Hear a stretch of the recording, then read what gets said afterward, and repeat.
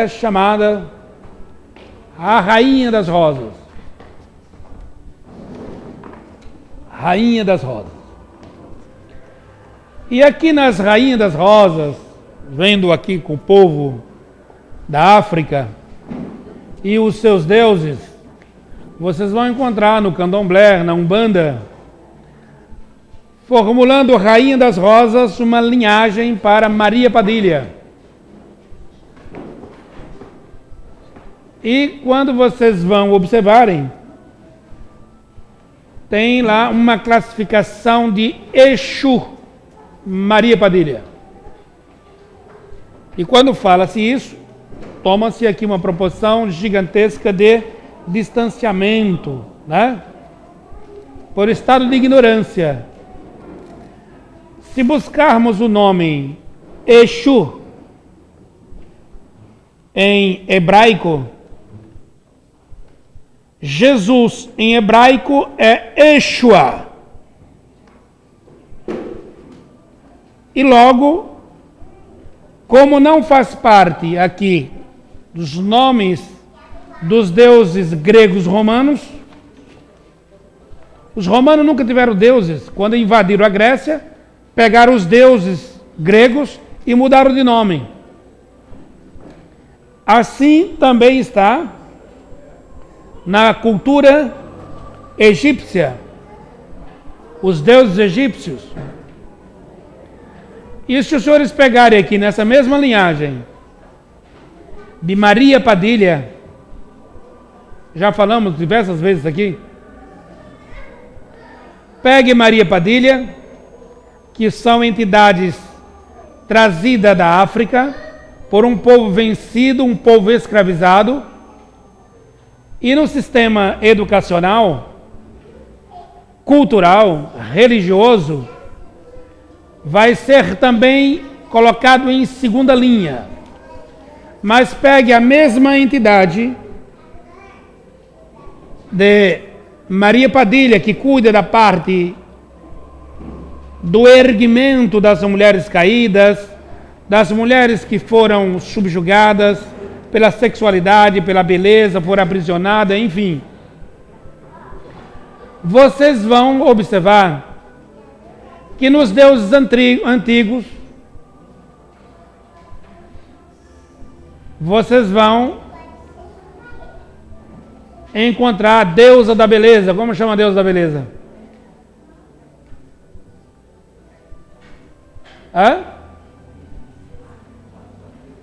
Que esse homem extraordinário, tanto ele quanto o colega dele, o senhor Carl Jung, vai fazer um trabalho extraordinário em cima do conhecimento disso. E o senhor Freud, Dr. Sigmund Freud, vai fazer outro trabalho extraordinário em cima desse Deus. E vai fazer a classificação de toda a exposição da sexualidade com uma tonalidade, uma pincelada desse Deus. Como chama esse Deus? Ou essa deusa? Eros. A deusa Eros. E Freud vai transformar isso em erotismo. E aqui vocês têm os filmes eróticos, a exposição erótica, a vestimenta erótica, enfim, todo esse sistema é manipulado por isso. Então você pega isso aqui, a deusa, para os romanos, então, e para os estudiosos, porque são os povos que venceram, subjugaram, isso, aquilo mais, ela tem uma classificação. Pega essa mesma deusa, você coloca na África, ela tem uma deturpação.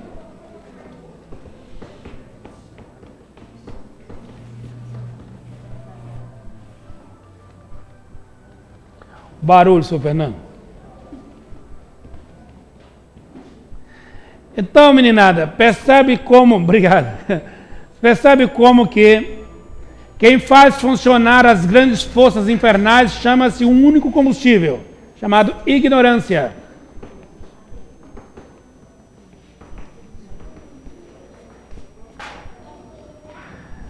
Tanto é que temos lá como é que chama aquele deus romano, na verdade é grego, que depois passou para ser romano, aquele do tridente, como é que chama? Saturno, né? E ele é o deus do mar. Deus do mar, não é isso? No mar nasceu a vida. Não é isso? O mar renasceu na vida. Eu sou psicólogo. Deixa eu ver esse jornal que tem aqui, ó. Dá um jornalzinho aqui. É o mesmo símbolo. Porque a vida é psíquica. Só modificar um pouco.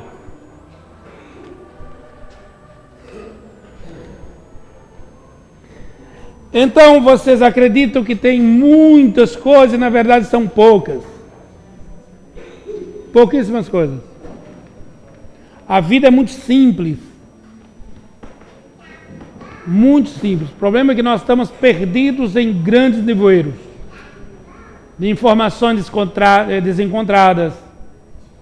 Nós temos o vício de pensar. Temos um grande vício, o vício de pensar. O responsável por isso, grande parte, são as religiões. O vício de pensar. Por quê, hein?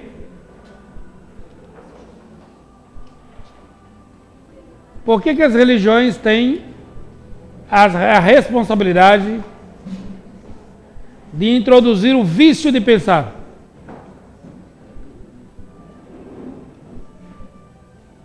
Alguém tem aqui uma sugestão? Por quê?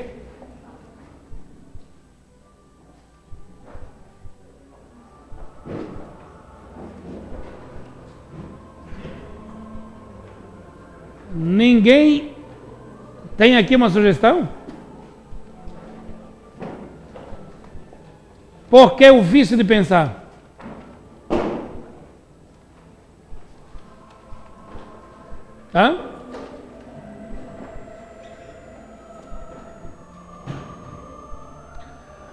Vamos tentar aqui navegar um pouco nessas águas.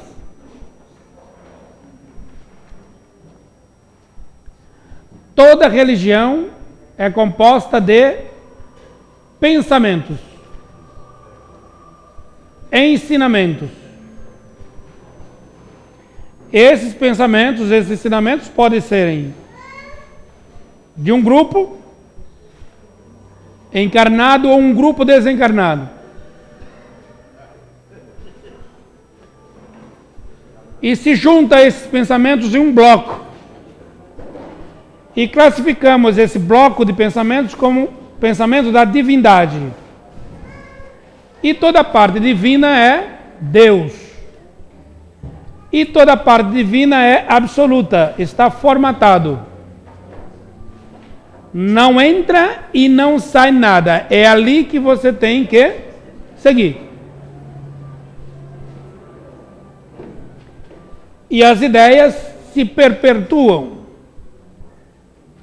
E grande é o marketing, a propaganda, a política, para atrair adeptos ou consociados, para seguir esse bloco de pensamentos, que é constituído como palavra de Deus. A partir desse momento, os senhores matam a mais sublime ponto de luz que está no humano. Chama-se possibilidade de pensar. Eu não posso pensar porque o meu pensamento é pequeno. Existe uma divindade, um bloco de pensamento que vai reger os meus pensamentos. E aqui eu passo a ser manipulado, direcionado. Quando você é um pouco mais atrevido, os senhores passam a questionar E as respostas são de imediata. Ela é amputadora. Isto é mistério. E como mistério, não tem aqui explicações. Os senhores estão amputados. Mas depende da sua influência política, seu poder econômico, porque isso está em um departamento. Se buscarmos com insistência e questionarmos por que é mistério e o que é mistério, com toda disfarçatez, nesse momento, os defensores da religião vão lhe dizer, observando a sua bolsa, a quantidade de ouro,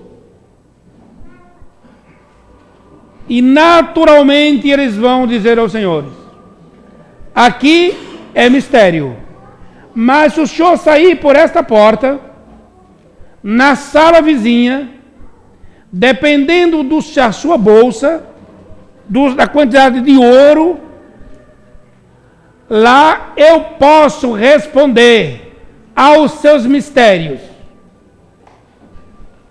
ou aos mistérios. E aqui eu posso ensinar você a descobrir Deus. Aqui o bloco é montado. Ele é absoluto. Não interfere sem nada. Você não pode interferir. Você tem que ser subjugado à ordem do pensamento ali contido. Se você quiser a base de ouro, eu posso indicar-lhe outra porta e fazemos um contrato. E você que será, se descumprir o contrato, será penalizado. Irei levar você aos tribunais, cobrando o ouro que você me prometeu, para que eu possa lhe ensinar aonde está Deus. E aqui está constituídas as PUCs e os colégios ligados a alguma religião, ou os Mackenzies da vida. O Deus pregado nos laboratórios de pensamento das universidades católicas não é o mesmo Deus falado nas suas tribunas. O mesmo Deus explicado e ensinado dentro das igrejas não é o Deus ensinado na linha de psicologia da Escola de Psicologia da PUC. Porque na PUC vão lhe ensinar quando eu induzo você, mesmo em pensamento, em fantasia, fazer uso, comer o corpo de alguém ou uma parte dela, ou beber o sangue de alguém ou uma parte dele, isso aqui em psicologia é classificado como canibalismo. Ou quando eu passo a fazer adoração, quando eu cometo um crime ou os meus antepassados, e eu reproduzo esta, mesmo em miniatura, a arma do crime, quer dizer que eu ainda não estou livre não perdoei, ainda está em mim os indícios de praticar o crime novamente. Isto no laboratório de psicologia. Volte esse mesmo, que é o dono mesmo. Volte isso para dentro de uma igreja. E lá vocês vão encontrar, depois da missa, você vai comer o corpo de Cristo, que é a hóstia, e tomar o sangue dele, que é o vinho. E para você se livrar do mal, utilize a mesma arma que foi a arma utilizada para retirar o corpo do nosso grande amigo e orientador Jesus. E nós metemos um crucifixo como uma arma de libertação do mal. Então alguma coisa está errada. Alguma coisa aqui não está batendo. Os teólogos vão defender a continuação dos crucifixos. E quando nós vamos falar aqui numa linguagem dos deuses vencidos, vamos trazer a velha África e os seus deuses. Esses mesmos teólogos vão fazer uma política extraordinária de massacre, de subjugação, de escravização.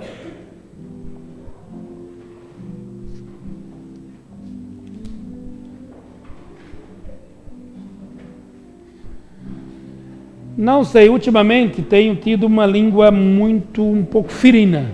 Tenho tido um discurso muito... Eu gostaria de ter um discurso doce, né, amável, emocionante, né, que trouxesse aqui emoção. Mas a minha cabeça não está funcionando assim. Minha cabeça me traz com muita clareza, né, esses pontos. Não sei se porque pedimos ao grande Espírito de Deus, que não mente, não engane e não falseia, que nos auxilie. E essas coisas vêm com muita facilidade. Muita facilidade. Você abre o livro, você vê um filme, você vê o vício de pensar. Ontem eu estava... À noite, né, Daniel? À noite, estava no consultório, ela me ligou, disse, você vem cedo? Vem, vou. Chegou em casa, ela estava lá com o filme pronto.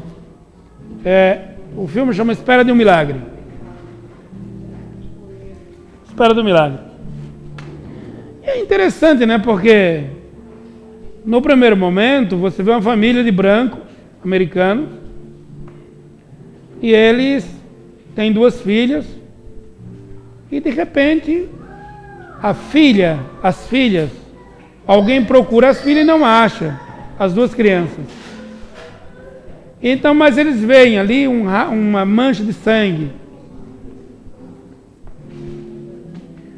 E acontece que chamam a polícia, mas os pais, enfim, os vizinhos, de arma em punho, quando chegam à margem de um rio, encontra lá um negro que não sabe falar a linguagem dos brancos. Não entende a cultura, não entende a maledicência. E ele, de alguma forma, ele é anormal para os comuns. Ele é um negro gigantesco, uma massa muscular avantajada. E ele está chorando na beira do rio, encostado numa árvore seca, com as 2 crianças, as 2 meninas, uma de um lado, outra do outro, e ele chorando, implorando, porque ele não conseguiu fazer nada. Mas o relatório que sai a partir dali é que ele matou as duas crianças. E na verdade, ele, sentindo a sua alma purificada, sentindo a sua alma sintonizada com algo superior, vendo a desgraça daquelas duas crianças, ele tenta amenizar, mas ele reconhece que chegou tarde. Ele reconhece que chegou tarde para intervir. E ele diz: eu até tentei, mas não consegui. E esse discurso, eu até tentei e não consegui, ele passa por todos os abusos, a prisão, a condenação, e vai para uma prisão, presídio. E todo o sistema carcerário passa a ter medo. Mas tem um que tem. Maria Helena, hoje você está com a sua grande parceira.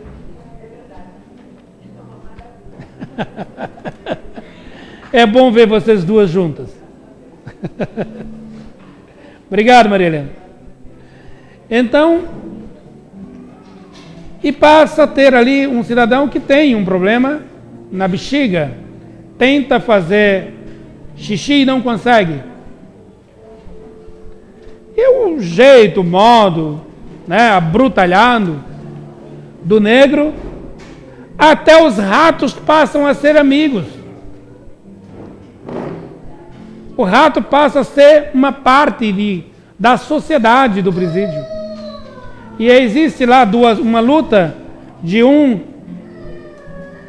guarda que quer fazer uso da sua maldade, injustificável.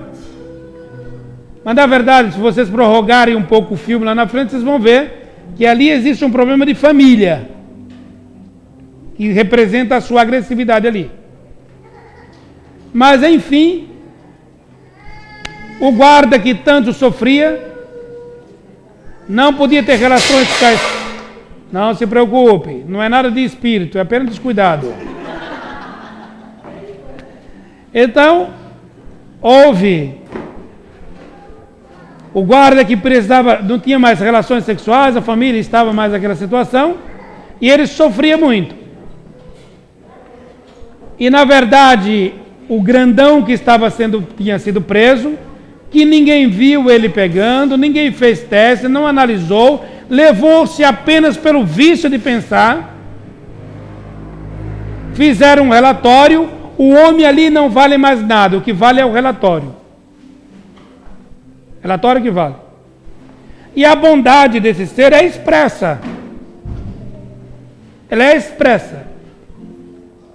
E ele diz para o guarda, ele diz: eu preciso falar com você. Ele está preso. E o guarda diz: como assim? Eu não tenho tempo agora de falar com você.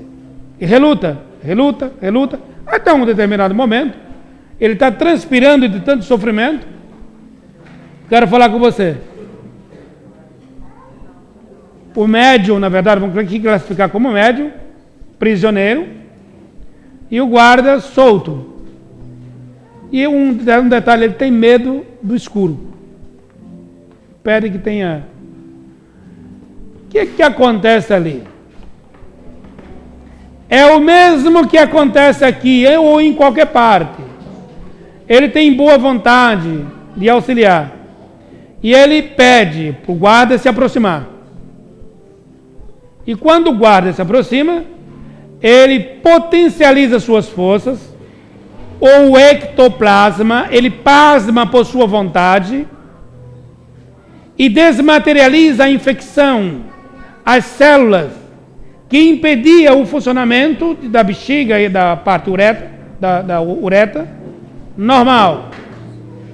E ele desmaterializa no corpo do soldado, do guarda, e materializa em si, mas nele ele rematerializa quando ele sopra e as células de forma etérea sai de sua boca. E o guarda passa a ter uma vida perfeita, saudável. E aqui eu vou convidar vocês que vejam esse filme, né, que mostra o vício de pensar. O título é Espera de um Milagre, mas você vai ver o vício de pensar. Como é que as coisas formam. Nós temos uma profissional aqui que ela tem muito poder. Muito poder. Talvez ela nem saiba o poder que ela tem e vocês não saibam o poder que ela detém. Essa mulher chama-se Doutora Yara. O título que lhe deram foi de médica psiquiatra. Um relatório dela pode condenar os senhores ao extermínio de suas vidas. Apenas um carimbo de bater, rotular os senhores de qualquer doença, será empecilho que os senhores terão que ir até o túmulo com ele. Isso também é o vício de pensar. Estou falando dela, mas também a mim também foi dado isso, como psicólogo, e a tantos outros. Que vale o relatório, não vale o homem. Então o sistema é montado para manter-se o vício de pensar e não para analisar os seres individuais.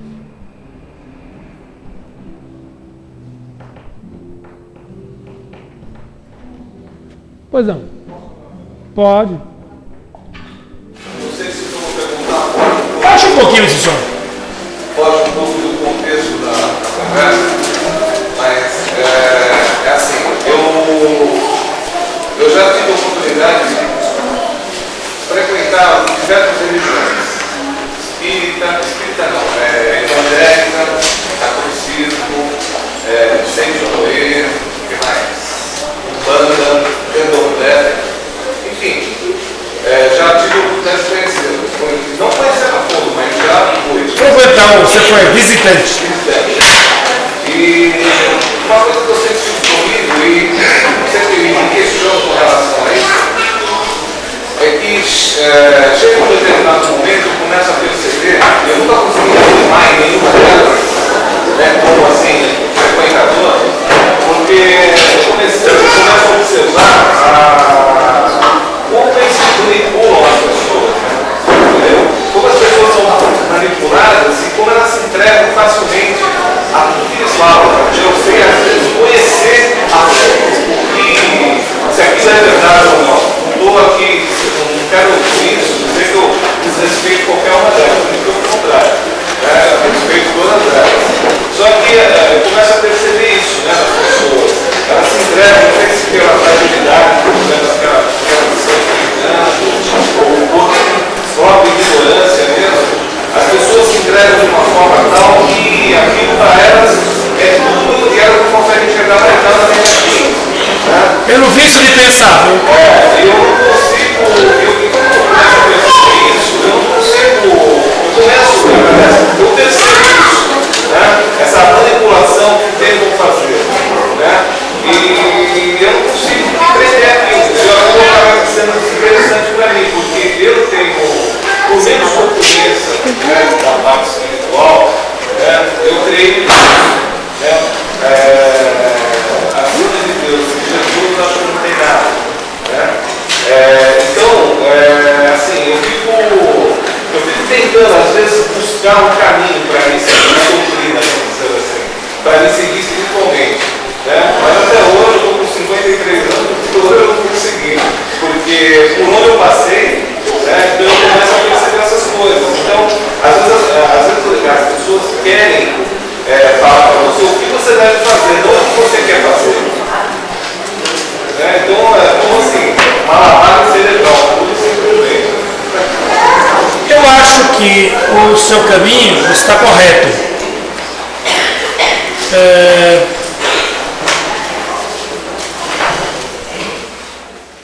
E o Deus que você segue é o Deus que dá a explicação. Não é o Deus que introduz explicação. É o Deus que constrói a explicação. Esses dias eu fui almoçar com a minha esposa e um casal de pequeno grupo. Lá tem um médico e uma... Não sei se a mulher é médica, mas o marido eu sei que é médico. E eles diziam, né? Nós somos ateus. Eu disse que bacana, né? Eu também sou ateu. Eu disse, não, você não é ateu. Você tem uma religião. Eu disse, não, eu sou ateu. E essa, uma alfinetada de uma forma diferente, eu me afirmar ateu, sendo religioso, me afirmar ateu para um ateu, para ele foi uma afronta, mas mexeu com ele. Mas como assim você é ateu? Sou. E eu perguntei para ele, que Deus você acredita? Ele disse, não acredito na ciência. Eu disse, eu também. Então, se você é um religioso da ciência, eu também sou. E se a sua religião chama ateísmo, eu também sou. É uma das primeiras bases do cristianismo evangélico espírita. No dia que a ciência der um passo e o espiritismo não fizer o mesmo, não tiver em ressonância, diz o Espírito de verdade ao seu codificador, professor Hipólito Ribeiro, o pseudônimo de Allan Kardec. Deixe o espiritismo e siga a ciência. Porque o que aqueles casal estava falando, eles quando entraram no mundo da ciência, a ciência matou o Deus do passado.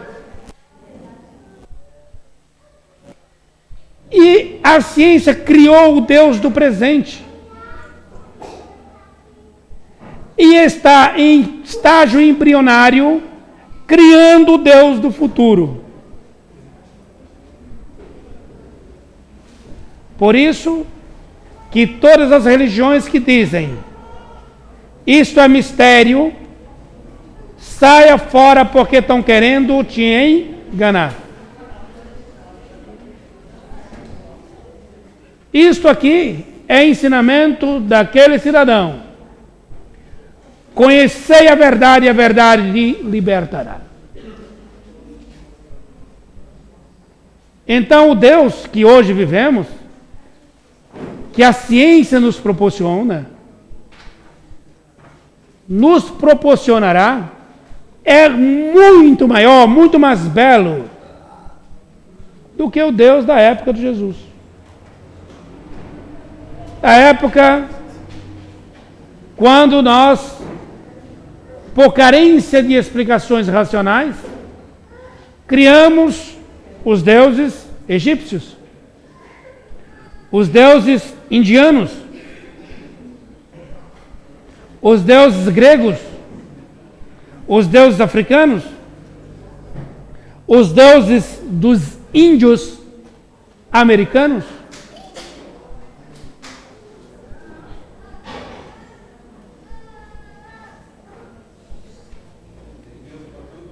Não, esses deuses a ciência já... Mas você pega, dá uma olhada, o Deus do passado, né? Como é que isso se movimentou? E para a formação desse próprio Deus de hoje,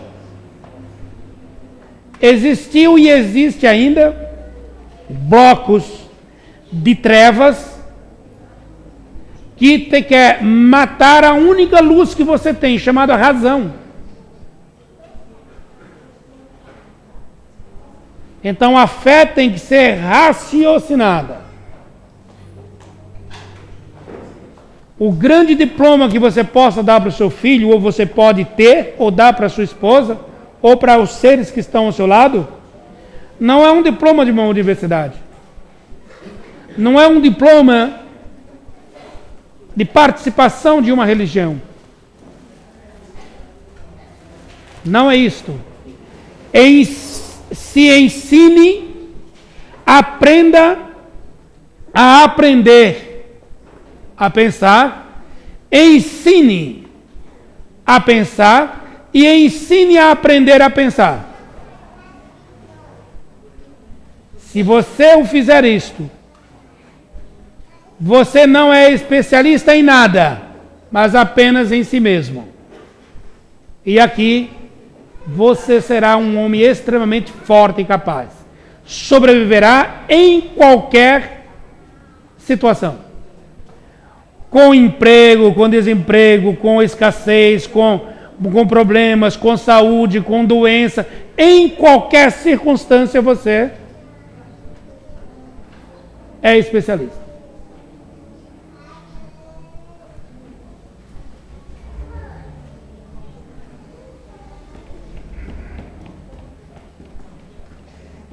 E aqui, doutora Cláudia.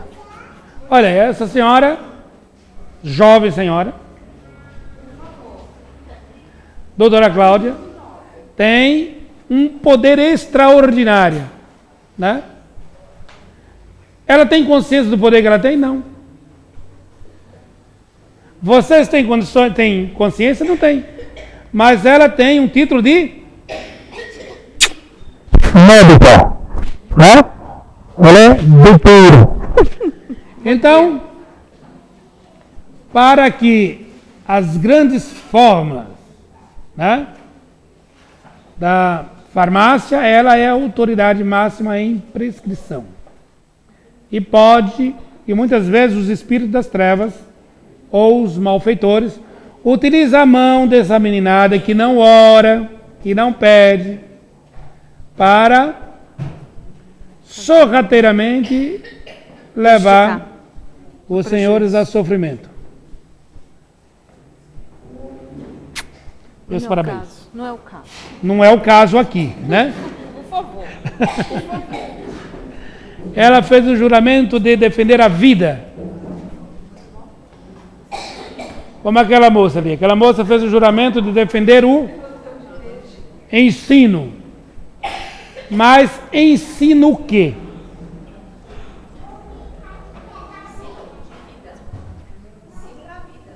A vida. O que é a vida, hein?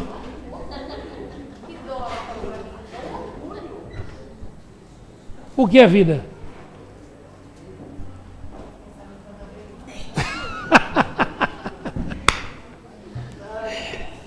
Acho que você tem, se não filiar-se a uma casa semelhante a esta, mas você fundará o seu próprio grupo.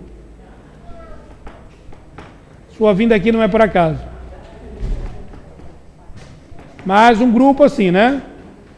Racional, porque não são qualquer balela que vai dizer engolir de garganta abaixo, né?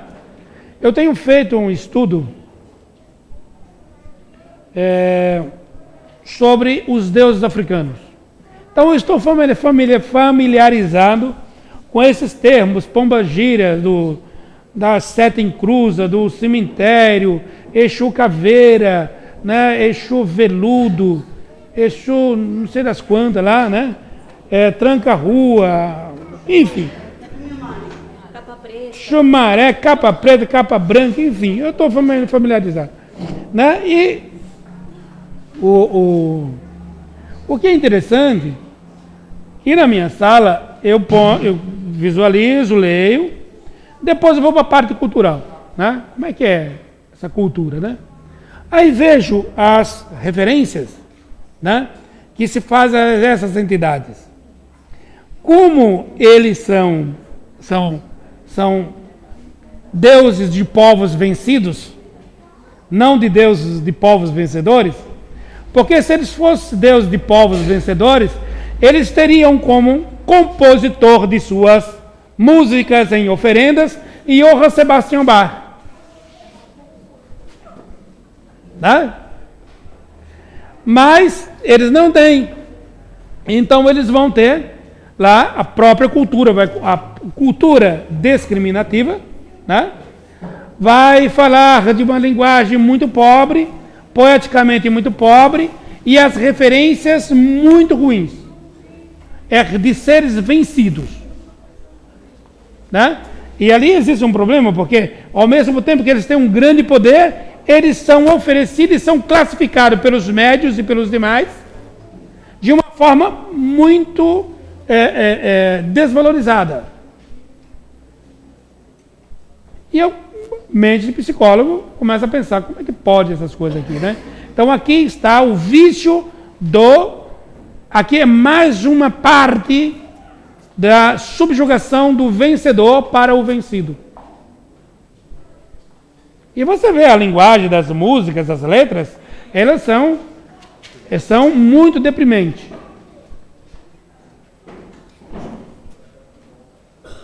As oferendas, né, toda aquela situação, ao mesmo tempo que levam-se flores, faz todos os símbolos, a mesma simbologia.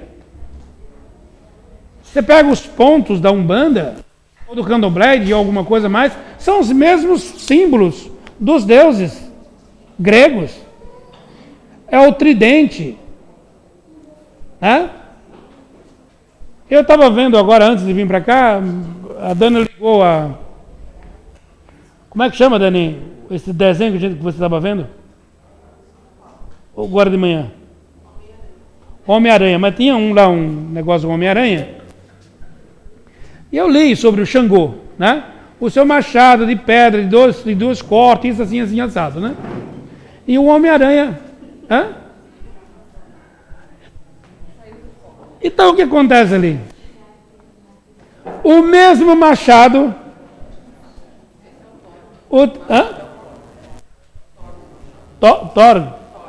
Thor. O mesmo machado utilizado de Xangô estava no desenho.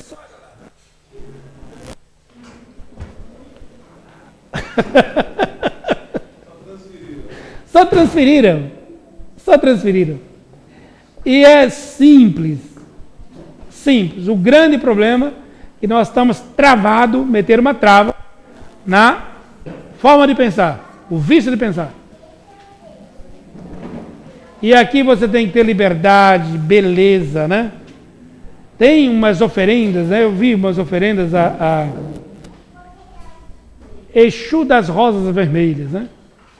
Uma mulher lindíssima, né? Rosas vermelhas, aquela coisa lá toda. Né? A apresentação belíssima, explicações belíssimas, mas na hora que você vai ver a letra da música, o ritmo, e aqui você está explicado porque o samba, né? Ela foi tão marginalizado. E quem vai buscar aqui resgatar um pouco dessas linguagens, as músicas, as letras, quando vai falar isso aqui, são esse garoto chamado Zeca Pagodinho, ele tem algumas coisas, Martinho da Vila, né? Tem alguma coisa de resgate desses deuses, Clara Nunes vai fazer algum resgate.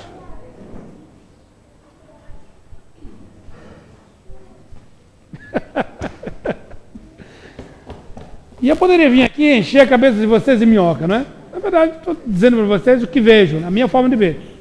Está certa ou errada? Não sei. No meio de tudo isso, tem hora que me sinto cansado, me sinto. Né?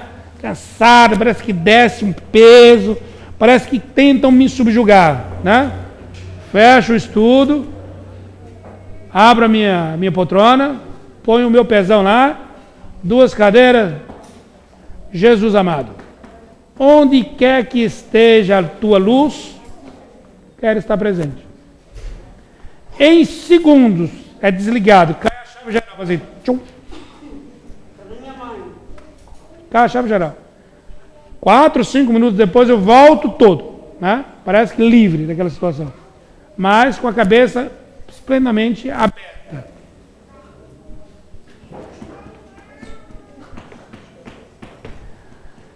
Alguma pergunta nesse sentido? Não.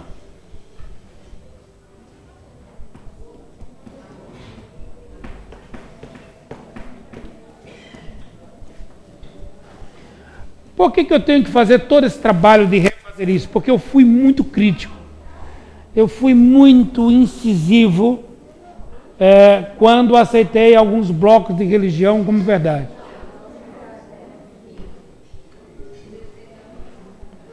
Fui muito incisivo. E hoje tenho o trabalho de desfazer. Desfazer tudo isso, né? Eu sou de família protestante. Protestava o que eu não sei, né? Mas protestante. Então, não digo que não sou um homem sem religião, sou um homem com religião. Sou kardecista, né? Na verdade, sou evangélico, porque o verdadeiro evangelho é vivido, né? Doado, ensinado. Não sei quando, mas um dia nós teremos aqui em Santana do Parnaíba uma casa grande, maior do que essa, onde as famílias chegarão, irão ser alimentadas, serão cuidadas por médico, como já existe, tem a farmácia, gratuitamente, tem alimentação, as cestas básicas e um envelope com uma pequena quantia de dinheiro para a família carente. Muita gente sabe que não vem aqui porque não tem dinheiro para transporte, né? Quem sabe, né? Futuro. Aqueles que quiserem nos ajudarem nessa tarefa de 10 mil cestas básicas, nos ajudem. O fato de aqui ter curas não significa que aqui é uma casa em que os milagres acontecem? Não. Falei para você agora há pouco de um filme e a cura se deu dentro de um presídio. Dentro de um presídio. Então pode se dar também, se tiver boa vontade, né? Num terreirinho onde uma senhora pega uma folha de arruda, né? E em nome de Deus, em nome de Jesus. Agora tem muitos templos abertos que em nome do dinheiro tenta não vai nada. Fazem propaganda, né? Então nós estamos aqui, vou fazer 50 o mês que vem. Hoje é dia 28. Esse mês é 31 ou 30? 30, né? Então 28, 16, daqui a 18 dias. Daqui a 18 dias, registro da terra, a minha permanência há 50 anos. A encarnação que mais aprendizado tive, que melhor me sintonizei. Passei por grandes filtros purificadores, né? E ainda estou muito longe, muito longe. Quando olho o caminho a percorrer, a gente tem que bater o joelho no chão e falar só por misericórdia de Deus. Mas não falta ânimo. Sinto como tivesse nascido ontem. Durmo. Cara, como eu durmo. Durmo gostoso. Não tem dor nenhuma. Não dói nada. Nada. Não tem insônia. Abraça a minha preta velha e durmo com a beleza. Né? Bacana, né? Hoje ela estava falando, como que você nunca imaginou que casamento fosse bom? Eu disse, olha, vamos retificar isso. Casar com um anjo, nós construímos um pedaço do céu na terra. Casar com um demônio, fazemos do casamento um inferno. Então com ela, uma maravilha. Né? Ai. Por que isso é referência, então, isso é respeito, um ato de respeito? Paz aqui se abaixando, né? O Carlos e as vigaristas estão bem? Sabe o que é vigarista, não? As vigaristas que ele tem são as galinhas. Tudo bem, Tânia? Tranquilo? E a mamãe da Tânia? Tânia não está bem, né? Tá? Bacana. Alguma pergunta não, né? Nenhuma? Que horas são, Dani?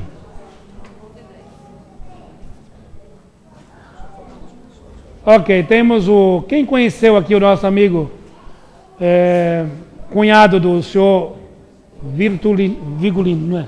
Vitorino. O senhor que vinha, fumava lá fora, já está no mundo espiritual. Partiu. Partiu quando? Segunda-feira todo mundo, ninguém foi trabalhar.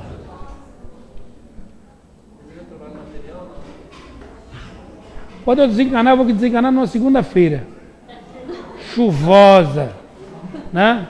E não quero ninguém no enterro, não. Vai lá 1 ou 2 pessoas para certificar onde é que é. Né? E me enterre no chão batido. Né? Sem caixão nenhum, só enrolo num pano. E segundona, chovendo e todo mundo trabalhando. Vá trabalhar. Nem no meu velório eu vou.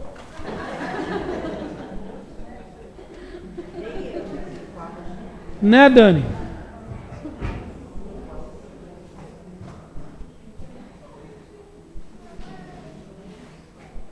São os nossos presentes? Tudo bem, Cláudia? Tá bonita. Cadê o marido? Ele manda um abraço para você, mas hoje realmente nós tivemos que fazer essa. Tá bom, então. Será desculpado. Sua vinda é bem-vinda. Bom, meninada, alguma pergunta não, né? Tranquilo? Nós vamos só então, a partir da semana que vem, vamos fazer o cadastro, né? Das cestas básicas. Estará o número entre 2 e 2.500 famílias, né? Aqui mesmo, será feito aqui mesmo. Então, vocês que conhecem, vocês que puderem, avisem, tragam, né? Auxiliem. E só não sei o dia da distribuição, né? Mas será avisado nesse dia. Outra coisa. Se aqui tiver algum crente, por favor, eu preciso do favor de vocês. Se tiver algum católico, eu também preciso. Se tiver alguém do candomblé, eu também preciso. Se tiver alguém da Umbanda, eu preciso também. Se tiver algum médico, algum homem de ciência, também preciso. Nós precisamos da oração de vocês para que nos mantenham fortalecidos.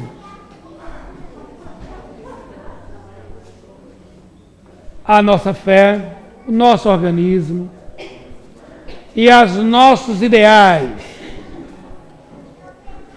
Os nossos ideais.